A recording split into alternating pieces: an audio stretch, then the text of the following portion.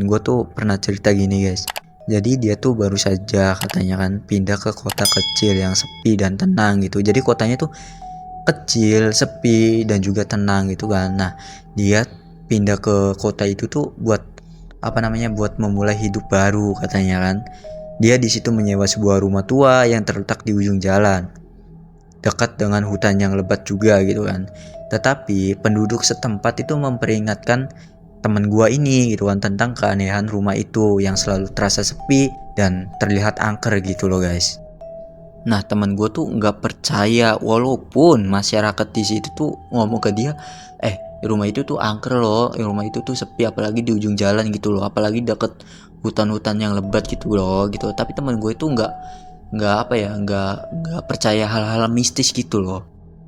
Nah, pada sore harinya teman gue ini mengunjungi toko kelontong di sebelah rumahnya untuk membeli barang-barang keperluan sehari-hari. Nah, di situ dia bertemu dengan Pak Joko. Jadi Pak Joko itu penjaga toko yang ramah katanya gitu kan. Nah, Pak Joko memberitahunya lah tentang sejarah rumah tua itu dan kisah-kisah mistis yang beredar di kalangan penduduk desa katanya gitu. Kata teman gue ya kan. Nah, malamnya teman gue tuh mendengar suara-suara aneh dari lantai atas rumahnya. Dia merasa ada yang mengawasinya gitu kan ketika dia sedang melakukan sesuatu gitu kan atau sedang memasak, dia tuh merasa ada yang mengawasi gitu kan. Karena dia tuh ngerasa penasaran gitu kan, ada apa sih ini gitu kan. Nah, jadi dia menyelidiki lebih lanjut gitu kan. Dia menemukan pintu ke ruang bawah tanah. Jadi pintunya itu tersembunyi di dalam lemari tua katanya.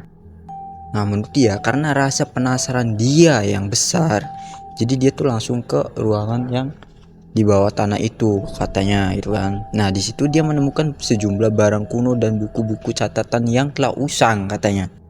Nah, setelah dia baca catatan-catatan itu, ternyata catatan itu menceritakan tentang eksperimen goib yang pernah dilakukan di rumah itu pada puluhan tahun yang lalu katanya. Setelah dia membaca catatan-catatan itu, dia mulai mencari tahu lebih banyak tentang sejarah rumahnya yang baru saja ia beli. Nah, disitulah dia bertemu dengan Tuan Agus. Nah, jadi Tuan Agus ini adalah pemilik rumah yang sekarang tinggal di Pati Jompo. Nah, jadi dia tuh udah tua guys, nggak ada yang ngurusin. Jadi dia tinggal di Pati Jompo. Nah, Pak Agus ini memberitahunya bahwa rumah itu dulunya adalah tempat praktik seorang dukun ilmu hitam katanya, yang mencoba menghidupkan kembali orang mati. Mengerikan ya, betapa seramnya rumah itu. Tetapi eksperimennya itu berakhir tragis dan membuat rumah itu terkutuk katanya guys. Bisa bayangin kan betapa itu seramnya guys. Kenapa rumah itu dijual dan kenapa masyarakat itu bilang bahwa rumah itu angker, terlihat sepi dan menyeramkan gitu kan. Nah, setelah temen gue tahu faktanya seperti apa, dia tuh merasa keberadaan dia di rumah itu tuh semakin tidak aman gitu. Dia mulai melihat penampakan-penampakan. Dan bukan hanya itu saja teman-teman, dia juga mendengar suara-suara aneh di setiap malamnya gitu kan. Jadi dia terasa terganggu dengan itu semua.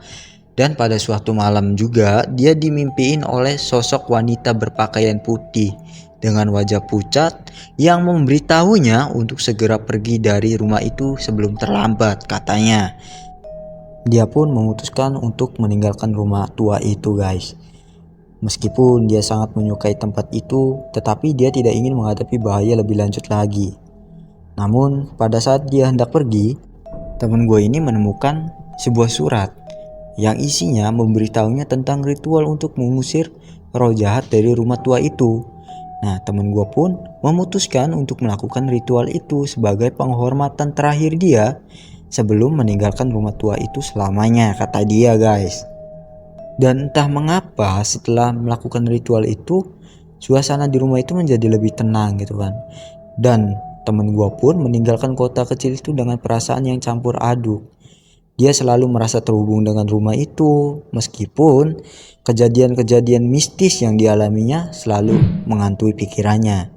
Oke, cerita kali ini cukup sampai di sini guys. Terima kasih yang sudah mendengarkan. Semoga kalian sehat-sehat selalu. See you.